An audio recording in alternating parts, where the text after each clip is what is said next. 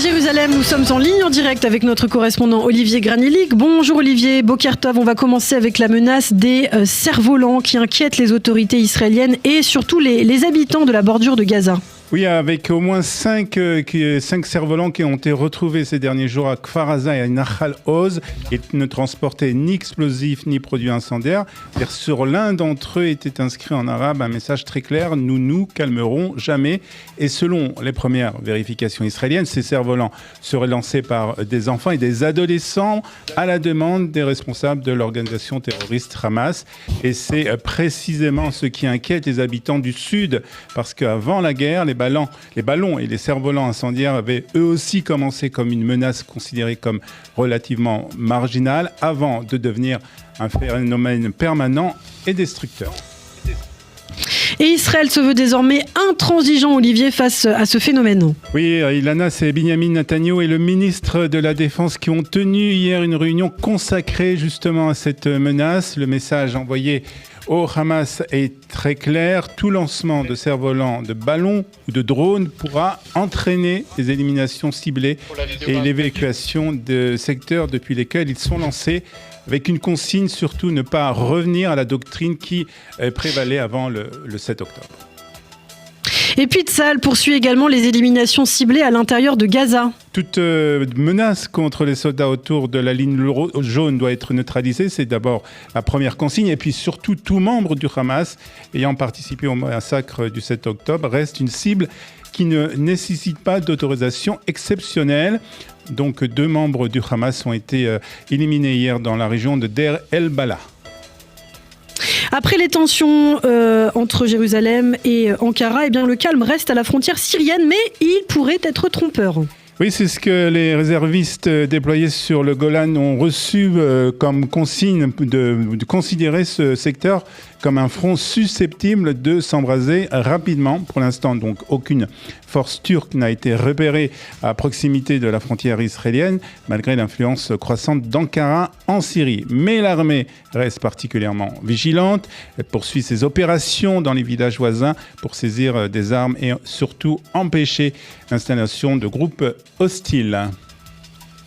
Et Benyamin Netanyahou l'a révélé lui-même hier. Par ailleurs, l'Iran aurait tenté d'assassiner l'un de ses enfants. Oui, c'est le Premier ministre qui l'a affirmé hier en direct à la télévision sur la chaîne 14, alors que cette information était jusqu'à présent interdite à la publication. Selon Netanyahou, cette menace justifie le maintien d'une protection renforcée autour de sa famille. Les services de sécurité considèrent en effet que le Premier ministre, son épouse et ses enfants restent exposés à un niveau de menace élevé, notamment en raison des éliminations des hauts responsables iraniens et du Hezbollah pendant la guerre.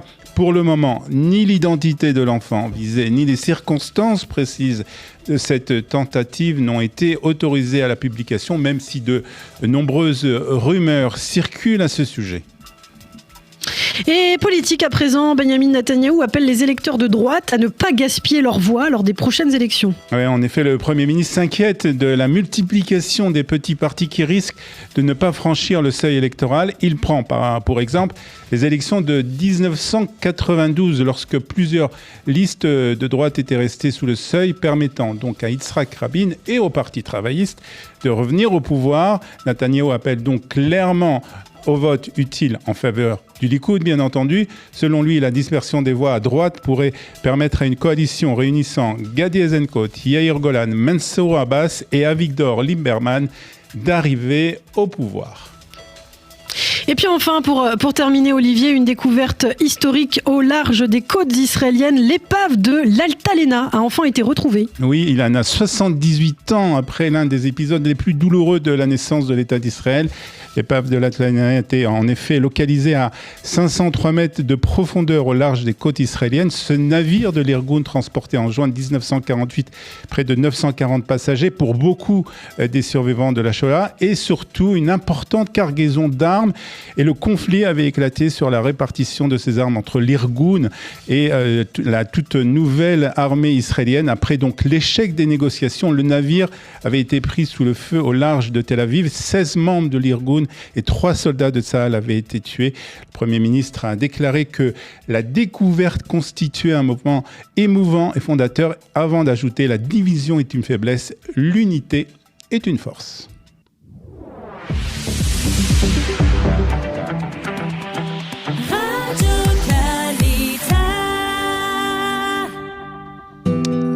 À 8h05, on va jeter un coup d'œil sur la météo en Israël aujourd'hui. Donc, nous sommes mardi 25 août 2026 avec des températures qui vont légèrement augmenter aujourd'hui, notamment dans les régions montagneuses.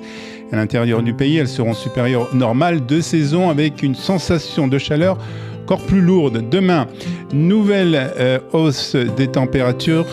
Et il fera donc aujourd'hui jusqu'à 30 degrés à Haïfa, 31 degrés à Tel Aviv, jusqu'à 32 degrés ici à Jérusalem, 35 à Beersheva et 41 degrés à Eilat.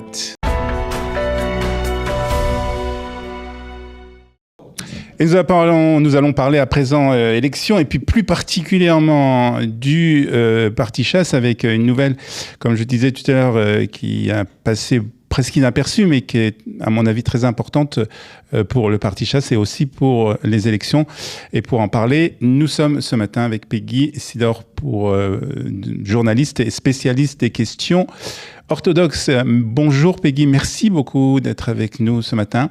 Bonjour Olivier. Alors on va parler de cette nomination. D'ailleurs, est-ce que c'est une nomination ou une élection? C'est une demi-nomination. Ils ne sont pas allés jusqu'au bout. C'est-à-dire, parce qu'il y a des finesses là, vous savez, ouais. Avec les... Alors peut-être pour nos auditeurs, on va préciser, c'est le Rav Yitzhak Yosef qui a été nommé en fait chef spirituel de chasse. Alors, ma première question... il n'est pas le président. Mais il n'est pas le président. Il y a une nuance. Il n'est pas le président. Je veux dire, il a été jugé finalement avec les efforts de Aryeh Deri, bien sûr, pour essayer de racoler tout ce qui se passe, parce qu'il y a de grands drames à l'intérieur du Parti Chasse en ce moment. C'est surtout autour de la question de la circonscription pour l'armée. Alors là, c'est le fils du rabbin Ovadia Yosef qui a été l'ex-grand rabbin d'Israël, relevé par son frère, qui est aussi maintenant le grand rabbin d'Israël. Ils sont très différents sur leur position sur certains domaines, il faut le dire. Alors, le grand rabbin en question voulait être nommé à la tête de ce qu'on appelle la Moetzet Rachamim, c'est-à-dire le conseil des sages du Parti Chasse, enfin du mouvement Chasse, surtout pas seulement du parti politique, bien sûr, c'est beaucoup plus large que ça. Aryeh Deri était devenu suspect parce qu'il n'avait pas réussi à faire annuler la loi de la circonscription qui fait que maintenant trop de jeunes qui sont dans les yeshivot sont traqués par la police militaire comme déserteurs. Les choses étaient arrivées au point qu'il y avait vraiment une déconnexion totale entre les deux. Aryeh Deri a réussi encore une fois, à arranger la situation in extremis, mais les choses sont pas passées complètement comme il le voulait, mais c'est déjà, si vous voulez, il s'en est sorti un petit peu avec un petit peu de dégâts, mais il s'en est quand même sorti. Alors, juste avant, pour préciser, il n'y avait pas de chef spirituel avant le Rav Yitzhak Yosef? Il y avait un... Non, depuis la mort du rabbin Ovadia Yosef, il y avait un chef spirituel, ça fait 13 ans, hein, mais il n'y avait pas un président. Ouais.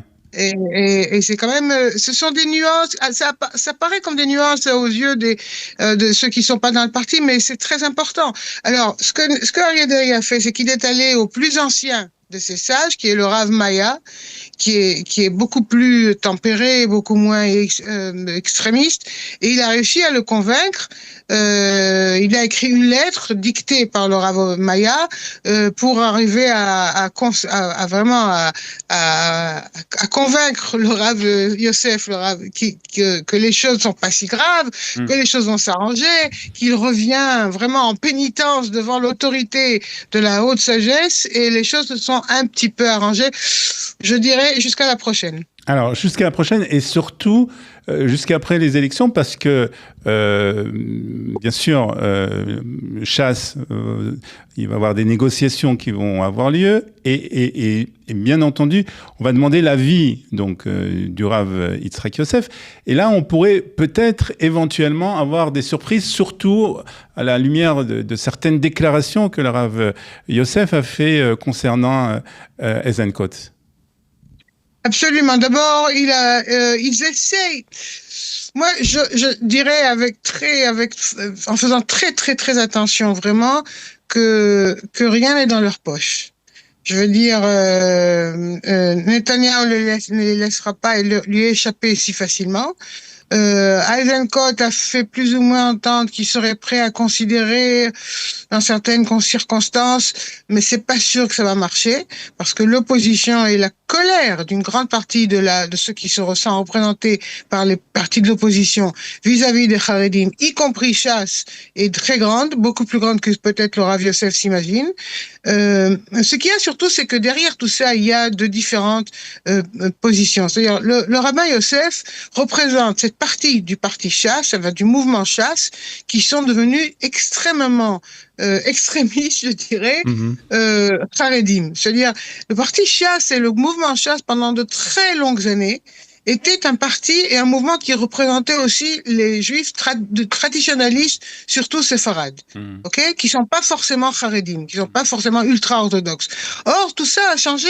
Et sous l'égide du rabbin Yitzhak Yosef, la partie qui s'identifie avec le côté ultra-orthodoxe, qui est proche des ultra-orthodoxes ashkénazes, c'est beaucoup, beaucoup fortifié. Il y a énormément de juifs séfarades qui se sentaient tout à fait à l'aise dans le parti Shas, tout en envoyant leurs enfants à l'armée, tout en travaillant, tout en étudiant, et qui se sentent complètement, qui se sentent plus chez eux, si vous voulez.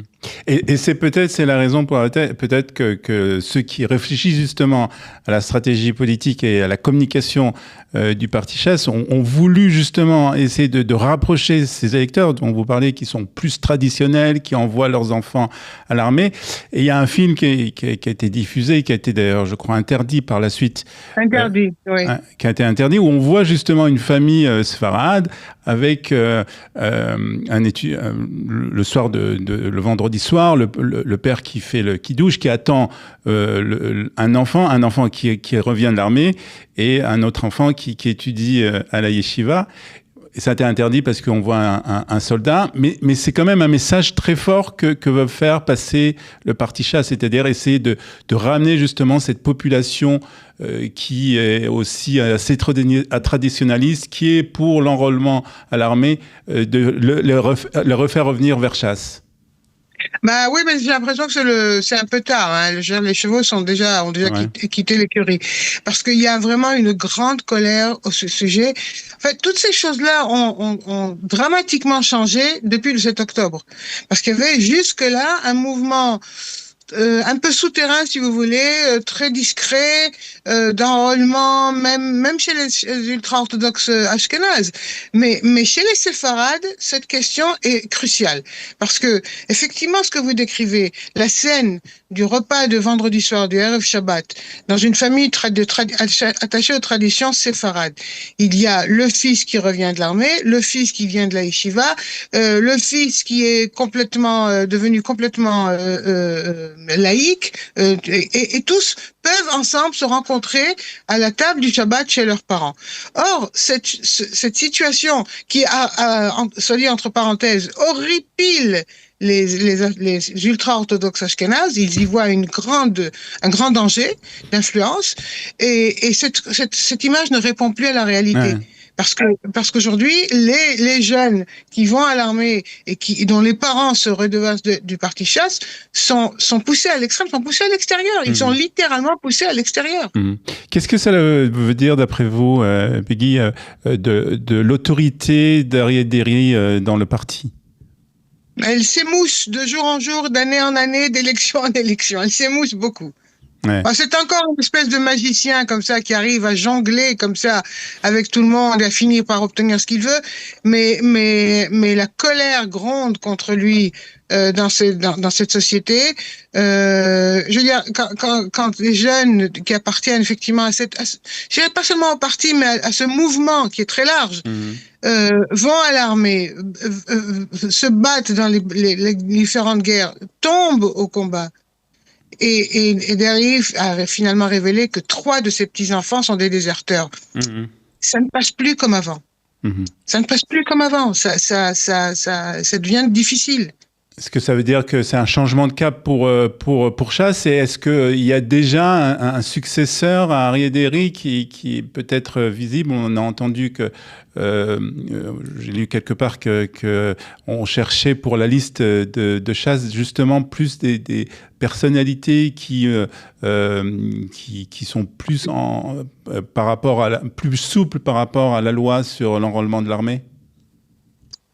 Vous savez, on cherche des remplaçants, des successeurs à Aryeh Deri depuis qu'il est à la tête du pouvoir. Il y a eu une tentative avec Eli Yishai qui n'a pas duré. C'est vraiment, de ce point de vue-là, ça va pas être une affaire facile. Mais je pense, enfin, vous savez à qui a été donnée la prophétie, alors je fais attention. Mais enfin, en voyant un peu ce qui se passe, moi je pense que ce qui va se passer, c'est que petit à petit, et c'est un processus qui a déjà commencé d'ailleurs, Chasse va redevenir un parti qui représente les ultra-orthodoxes Haredim. Pour certains, c'est un oxymore, mais ça existe de plus en plus. Je veux dire, et les autres qui se reconnaissaient dans ce parti, dans ce mouvement, parce qu'ils sont séfarades, parce qu'ils sont attachés aux traditions, parce qu'ils sont sionistes en même temps, tout cela vont s'éloigner et ils vont se trouver d'autres maisons, d'autres foyers. Un dernier mot très rapidement peut-être sur un autre sujet, mais on a vu hier encore des manifestations des orthodoxes, alors cette fois-ci ashkénazes, contre l'enrôlement et en raison de l'arrestation d'un déserteur. On voit que de ce côté-là, les positions ne changent pas en fait. Ah non, pas du tout, ne change pas du tout. Mais je pense que ça augmente de plus en plus et on va assister à ça ces prochains jours parce qu'on s'approche des élections. Ce que les rabbins de Chasse et les rabbins orthodoxes ashkénazes aussi disaient, il faut arriver à un accord, à un arrangement avant les élections parce qu'ils ont le sentiment qu'une fois les élections terminées, quoi qu'il arrive et quoi qu'il en ressorte, leur position sera beaucoup plus affaiblie. Donc ils veulent obtenir le plus possible en avance. Très bien, merci beaucoup pour cette analyse et pour ces explications. Peggy Sidor, qui est journaliste spécialiste des questions orthodoxes. Merci beaucoup et bonne journée à vous.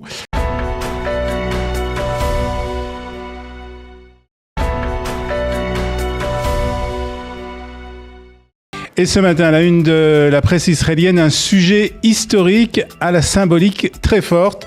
Tous les quotidiens israéliens de ce matin reviennent sur l'épave Altalena qui a été retrouvée 78 ans après son naufrage. Le navire repose à 503 mètres de profondeur au large des côtes israéliennes. Et le Israël Hayom nous rappelle que l'Altalena était arrivé en juin 1948 avec des combattants de l'Irgun, des armes et du matériel militaire. L'affrontement entre les jeunes forces de l'État avait fait 19 morts et reste l'un des épisodes les plus douloureux de l'histoire du pays. Menachem Begin avait eu cette phrase restée célèbre, « Guerre civile, plus jamais », un symbole d'autant plus fort à la veille d'une campagne électorale qui s'annonce particulièrement violente avec des tensions politiques et des fractures de plus en plus profondes au sein de la société israélienne. Et pour certains, c'est justement la leçon à tirer de cette découverte aujourd'hui. C'est le cas de Yossi Achimeir dans l'Israël Hayom. Pour lui, la découverte de l'épave doit rappeler à quel point Israël est passé en 1948 tout près d'une guerre civile. Il fait le parallèle avec les divisions actuelles de la société israélienne. Son message est clair, des désaccords sont légitimes en démocratie, mais il faut éviter qu'ils deviennent une fracture irréparable. Selon lui, la majorité des Israéliens reste modérée et aspire avant tout à davantage d'unité. Au chapitre sécuritaire et diplomatique maintenant, le Yediot Ahronot nous propose une chronique de Ben Dror Yemini qui s'inquiète de la montée en puissance de la Turquie. Pour lui, en effet, Ankara n'est pas encore l'Iran, mais son idéologie islamiste et ses ambitions régionales doivent être prises au sérieux.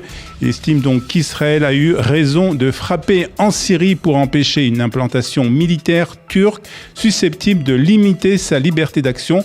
Mais pas question pour autant d'ouvrir un nouveau front. Sa formule résume sa position. Face à la Turquie, Israël n'a besoin ni de gants de velours ni de gants de fer, mais des gants de sagesse. Politique à présent avec la crainte de Benjamin Netanyahou de voir les voix de droite se disperser entre plusieurs petits partis. Et toute la presse revient sur une vidéo de campagne diffusée hier et dans laquelle le Premier ministre appelle clairement à ne pas voter pour les formations d'Ofer Winter, de Gilad Erdan ou encore de Yuli Edelstein si elles risquent de rester sous le seuil électoral. Netanyahou prend pour exemple les élections de 1992. Selon lui, la dispersion des voix à droite avait permis à Yitzhak Rabin et à la gauche d'arriver au pouvoir. Son message est donc simple, voter pour ces petits partis, c'est selon lui jeter sa voix à la poubelle et faciliter le retour de la gauche au pouvoir. Et justement, à ce sujet, ce soir, un nouveau parti devrait voir le jour, celui de l'ancien général, le général de réserve plus exactement, Ofer Winter. Et selon Amit Segal de la chaîne 12, il franchirait tout juste le seuil électoral avec 4 sièges. Mais pour Amit Segal, ce n'est pas forcément une bonne nouvelle. D'abord parce qu'un petit parti qui démarre à 4 sièges peut rapidement passer sous le seuil. Et surtout parce que Winter ne prend pratiquement aucune voix à Eisenkot, Lieberman ou Gantz. Autrement dit, il ne renforce pas vraiment le bloc de Netanyahou. Conclusion. Dans les 2 prochaines semaines, avant la clôture des listes, il faut s'attendre à plusieurs fusions et probablement aussi à des retraits. On reste en politique avec ce matin un parallèle étonnant entre la ketouba, le contrat de mariage, et les promesses politiques. Et c'est un parallèle que fait Ron Shapira dans le Yediot Ahronot. Il part d'une décision récente du grand rabbinat qui veut encadrer les montants inscrits dans les ketubot entre 36 000 et 360 000 shekels. Pourquoi ? Parce qu'au-delà, la promesse peut devenir tellement irréaliste qu'on peut douter de l'intention réelle de la respecter. Et pour Ron Shapira, c'est exactement ce qui se passe entre Gadi Eisenkot et Mansour Abbas, le président du parti arabe. Abbas réclame la reconnaissance d'un État palestinien. Eisenkot affirme que dans son gouvernement, aucun Palestinien ne sera créé, sans préciser s'il s'y oppose sur le principe ou seulement pendant son mandat. Conclusion, comme dans certaines ketubot, les responsables politiques font parfois des promesses qu'ils savent eux-mêmes difficiles à tenir. Et puis ce matin, le Israël Hayom évoquait un sujet douloureux, le prix que les soldats continuent de payer après la perte de leurs camarades. 11 anciens combattants du bataillon 932 de la brigade Nahal racontent le parcours de leur unité, justement, dans le quotidien Israël Hayom. Une unité qui a perdu 2 soldats à Gaza, puis un 3e camarade, Uriel Getadaon, qui s'est suicidé récemment après un lourd traumatisme lié à son service. Ils racontent surtout ce qu'ils n'avaient pas vu et pas su comprendre. Et leur message est très clair. Le suivi psychologique ne doit pas dépendre uniquement de la volonté du soldat. Pour eux, consulter un officier de santé mentale devrait devenir obligatoire après de longues périodes de combat. L'un d'eux résume ainsi la situation. Tzahal sait très bien raconter l'histoire de ceux qui sont tombés au combat, mais elle doit aussi apprendre à s'occuper de ceux qui sont revenus vivants et pour qui la guerre continue à l'intérieur. Et nous terminons avec une belle histoire de générosité et de responsabilité. C'est le Yediot Ahronot qui nous raconte que 6 directeurs d'école ont décidé de donner un rein à des personnes qu'ils ne connaissaient pas. Tous expliquent avoir voulu transformer en acte de valeur qu'ils enseignent à leurs élèves. Responsabilité, solidarité et don de soi. Et le chiffre est assez impressionnant. Près d'un quart des donneurs de reins vivant en Israël viennent du monde de l'éducation. Leur message est simple. Éduquer, ce n'est pas seulement transmettre des valeurs, c'est aussi essayer de les vivre. On se souvient qu'entre avril 2019 et novembre 2022, Israël a traversé une crise politique sans précédent avec la succession de 5 scrutins législatifs anticipés en moins de 4 ans. Cette instabilité chronique qui a profondément paralysé les institutions et polarisé le débat public en débouchant dès janvier 2023 sur les acerbes et dangereuses polémiques concernant la réforme judiciaire a mis en exergue la nécessité de modifier le système politique et électoral du pays, un impératif qui devrait être l'une des premières priorités d'Israël, quel que soit le prochain gouvernement. Fauteur en effet de crises à répétition et maintenant complètement désuet, surtout dans un pays en état de guerre permanent, le système électoral israélien, qui est resté le même depuis 1949, est devenu tout à fait inadapté par rapport aux réalités sociopolitiques du pays. Et ce, pour deux raisons principales. Premièrement, basé sur un mode de scrutin de liste nationale à la proportionnelle intégrale, ce système qui a pu être valable pour l'État d'Israël naissant après le Yishuv, avec à l'époque ses quelques 650 000 habitants et ses 507 000 électeurs inscrits, génère depuis des décennies une insupportable instabilité politique et un grippage de la gouvernance. Et ce, tout simplement parce que le vote des citoyens pour telle ou telle liste de députés présentée par les différentes formations rivales est seulement idéologique, la gauche contre la droite, les laïcs contre les religieux, et ne fait que renforcer de scrutin en scrutin le règne absolu des seuls partis politiques. Deuxièmement, se greffant sur la fin de l'ère de la bipolarisation qui, depuis les années 1970 et jusqu'à la fin des années 90, avait opposé le grand parti de la gauche travailliste au Likoud de la droite nationaliste, tous deux capables de réunir chacun à l'époque une quarantaine de députés, ce système a fini par donner un énorme pouvoir d'arbitrage très déstabilisateur aux petites formations sectorielles, ethniques et religieuses, lesquelles, avec entre 5 et 10 sièges d'élus, servent chaque fois d'indispensable force d'appoint pour permettre au finish, au plus grand parti vainqueur, de former après chaque scrutin une fragile coalition gouvernementale d'à peine plus de 60 députés sur les 120 que compte la Knesset. D'où la fragilité chronique de ces coalitions sans cesse à la merci des chantages souvent budgétaires, financiers, sectoriels ou idéologiques initiés par ces petites formations devenues indispensables à la survie du gouvernement en place. Et ce, jusqu'au prochain chantage.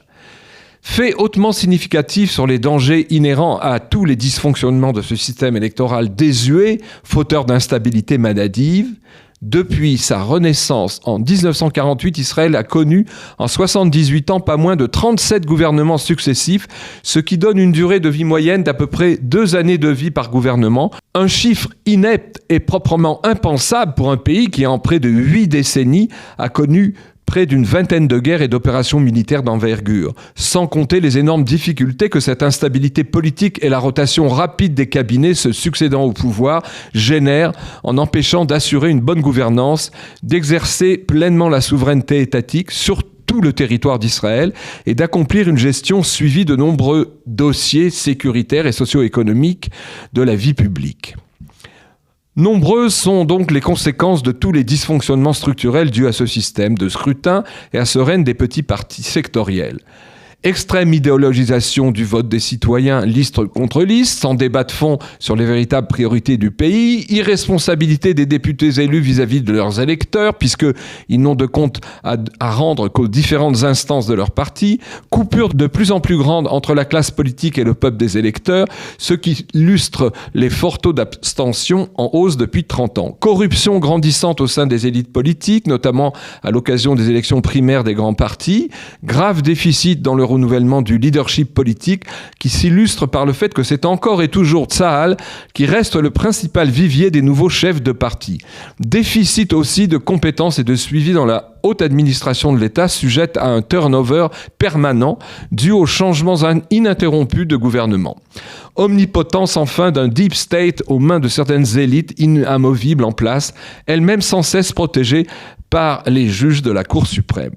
Or, pour remédier à ces blocages et ces carences devenues chroniques, il faudrait donc changer dès que possible les règles du jeu public en modifiant le système électoral actuel. Ce qui signifie, pour commencer, premièrement, doubler le nombre des députés de la Knesset pour le faire passer à 240 députés au lieu des 120 d'aujourd'hui, car en 1948, chaque parlementaire élu représentait seulement 4 300 citoyens au lieu de 57 000 par député en 2022, soit plus de 13 fois de nos jours.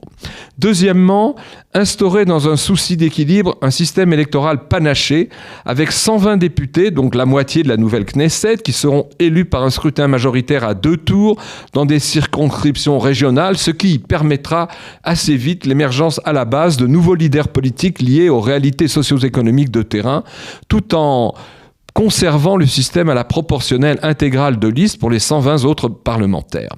En fait, seuls ces changements salutaires que pourrait revendiquer à l'avenir dans tout le pays un grand mouvement citoyen exigeant de changer enfin les règles du jeu public, seuls ces changements permettront à Israël de se doter enfin d'un cadre constitutionnel et d'instaurer, ce faisant, presque 80 ans après 1948, sa deuxième république. On va parler politique, encore une fois, mais cette fois-ci de la rentrée politique en France, avec plusieurs choses qui se sont passées, plusieurs événements. Et pour cela, nous sommes avec Chaim Musican. Chaim, bonjour, merci beaucoup d'être avec nous ce matin depuis Paris. Bonjour Olivier. Alors vous êtes journaliste, écrivain, et vous suivez bien entendu de très près tout ce qui se passe dans la politique française actuellement, plus précisément, puisque nous rentrons dans la campagne des présidentielles qui doivent avoir lieu, si je me trompe pas, au mois d'avril prochain.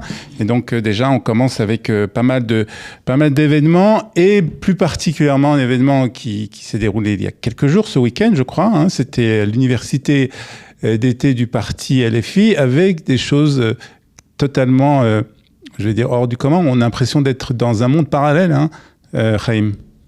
Mais écoutez, Olivier, en fait, vous savez, c'était l'événement de rentrée de Jean-Luc Mélenchon. Alors vous savez, c'est très facile. C'est que Jean-Luc Mélenchon, depuis des mois, a décidé que Jean-Luc Mélenchon serait le candidat pour la prochaine présidentielle qui, comme vous l'avez dit, aura lieu en avril et en mai prochain. Et selon les organisateurs, près de 10 000 personnes sont venues l'acclamer. Et tout à fait naturellement, il s'est livré, mais ça on n'en a pas tellement parlé, à des attaques contre Israël. Il a parlé de la Palestine et il a réussi le tour de force, une fois de plus, dans son discours, de ne pas prononcer une seule fois le mot d'Israël. À ses côtés, bien sûr, Rima Hassan, et puis un terroriste du FPLP, enfin, tout ce qu'il faut faire pour conquérir un certain électorat en France. Alors vous avez écrit un article, une tribune dans Actualité juive, justement, autour de ce sujet, avec le titre Si c'était Mélenchon, c'est ça ? Et si c'était Mélenchon.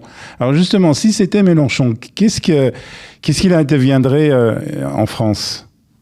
Alors écoutez, ce qui se passe avec Mélenchon, c'est que c'est un populiste et que son programme, c'est qu'il n'y a pas de programme. Alors, il s'affirme comme étant un révolutionnaire.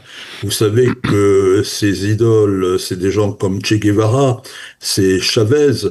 Donc, on peut imaginer qu'avec lui, on retournerait en arrière, peut-être au temps de Lénine, peut-être au temps de Staline, peut-être au temps de Mao. Et bien évidemment, j'ai envie de vous dire que les libertés risqueraient d'être fracassées. Et dans toute cette situation, la situation des Français juifs, ça serait pas extraordinaire. Alors justement, et comme vous avez dit, Mélenchon est un populiste, mais est-ce que vous avez l'impression que son message, que la parole qu'il diffuse est entendue en France ? Mais écoutez, oui, j'ai envie de vous dire oui. Vous savez, le dernier sondage qui est sorti hier et qui est sorti avant les universités d'été de LFI qui ont permis de le mettre en évidence dans les médias, eh bien, il le donne en seconde position. Ça veut dire qu'il dépasse Édouard Philippe, qui est un des candidats du centre droit. Il se retrouverait au deuxième tour face à Marine Le Pen. Alors, qu'est-ce qui se passe ? C'est que on a l'impression que le centre droit et la gauche dite sociale font tout pour perdre les élections, puisque vous le savez, alors que, comme je vous l'ai dit, Mélenchon, il est parti pratiquement depuis des mois et des mois, et que Marine Le Pen, elle est en pole position, eh bien, il y a plusieurs candidats du côté du centre droit, il y a plusieurs candidats au sein du monde socialiste, et donc, si vous voulez, cette désunion, eh bien, elle avantage Mélenchon, qui apparaît comme celui qui veut guider la France, qui a vraiment un chemin et qui, bien sûr, avec des arguments populistes, peut entraîner pas mal de gens qui se disent, mais ces autres candidats, ils sont nuls, ou on les a déjà utilisés. Donc on peut prévoir que Jean-Luc Mélenchon et bien sûr ceux qui le suivent derrière, avec, je pense à Aubry, à Rima Hassan et aux autres, vont continuer à surfer sur cette vague justement populiste qui marche dans une certaine partie de l'électorat français, en fait.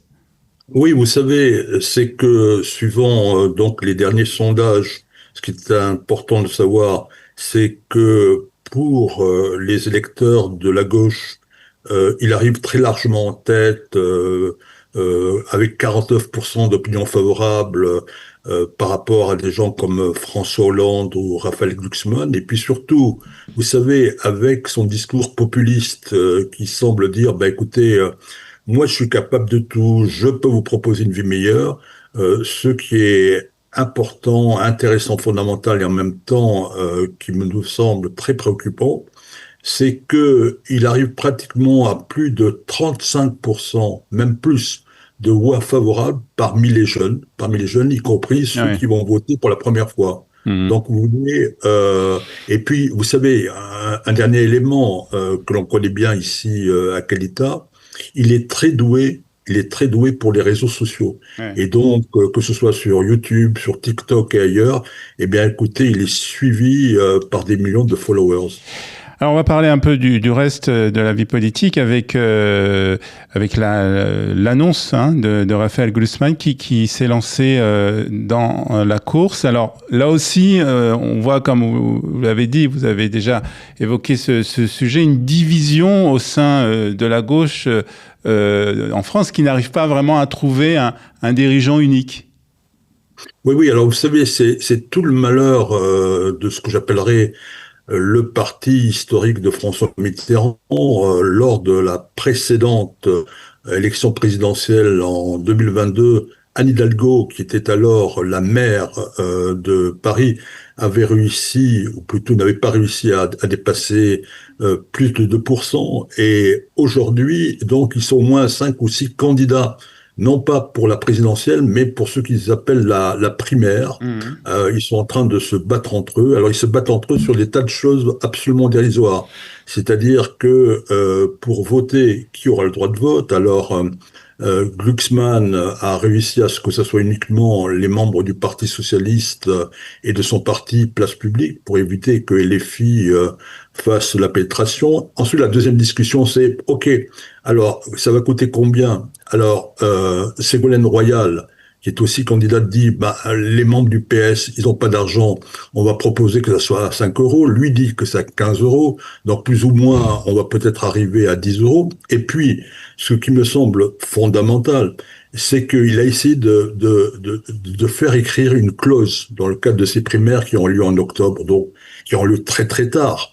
Ce qui était que le candidat du PS ou de Place Publique ne s'engagerait pas à avoir des accords avec LFI. Et pour le moment, ça a été refusé. Et donc, c'est ça qui me semble extrêmement grave. Alors justement, ça c'est un point important que vous avez évoqué, puisque au cas où on aurait un deuxième tour avec LFI d'un côté et Marine Le Pen de l'autre, la question, ce sera de savoir justement pour qui ces partis de gauche vont apporter leur soutien. On a déjà vu que par exemple, Jérôme Guedj a appelé dans le passé à faire barrage au RN.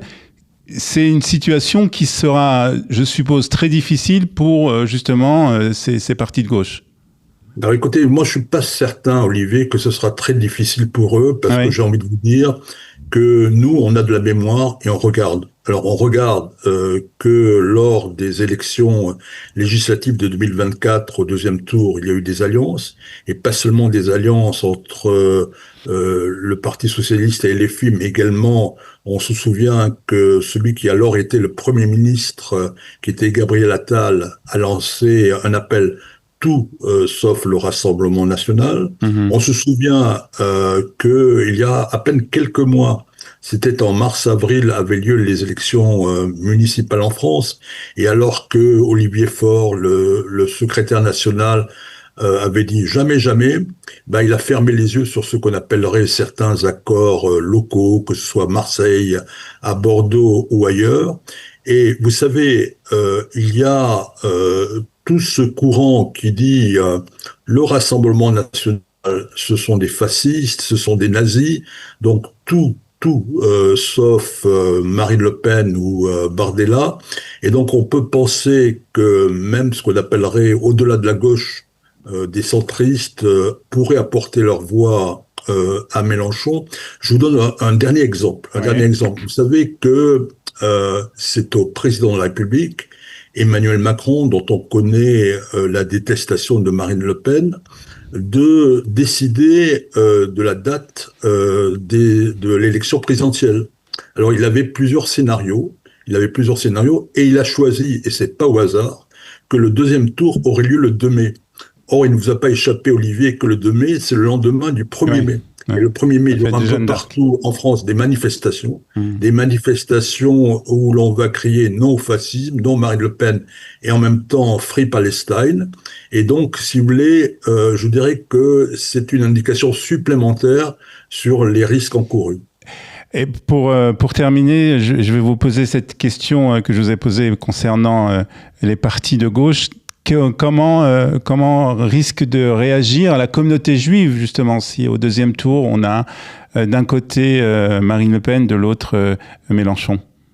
Ben, vous savez, j'ai envie de vous dire que à part Jérôme Gage, il n'y a plus personne dans la communauté juive qui est peut-être à gauche. Enfin, il y a d'autres gens qu'on connaît, mais ils sont extrêmement minoritaires.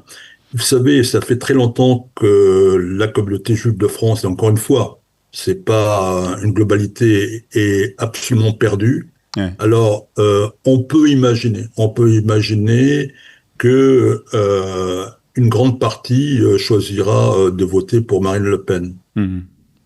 Très bien. En tout cas, ça s'annonce des élections intéressantes, comme en Israël. Hein. Nous aussi, on a ce genre de rhétorique, en tout cas, et on va suivre ça de très près, bien entendu. En tout cas, merci beaucoup, Chaim Musican, d'avoir été ce matin avec nous sur Studio Kelita. Je vous souhaite une excellente journée.